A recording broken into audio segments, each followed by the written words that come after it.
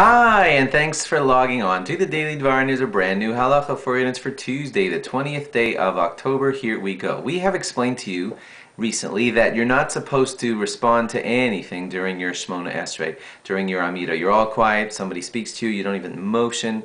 If amens or whatever brachas are being said, you don't respond. Even for Kedusha, you just stop and listen. Today, what if it happens that you're in the middle of Shmona Esrei and the congregation gets to Modim? Modim is kind of important because it's the one time that we respond with the Chazan and we show thanks.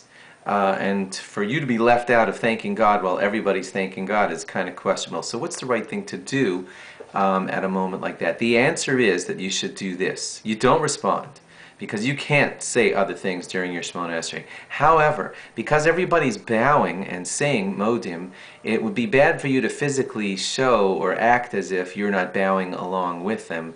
And so the proper thing to do is to bow along with everybody else without saying anything. So they're saying Modim, you give a little bow quietly during your Shemona Esrei to just be with everybody else in the thanking of God mode. So that's what you do, you bow along with them. Now, what's kind of interesting, though, is that you don't bow if you're at the words Baruch Atah Hashem. If you're at one of the Baruch Atah Hashems where we do bow, then yeah, you're fine. Just bow, because you're supposed to bow at Baruch Atah Hashem at certain places. But I mean, if you're at one of the Baruch Atah Hashem spots where you don't usually bow, then you don't bow.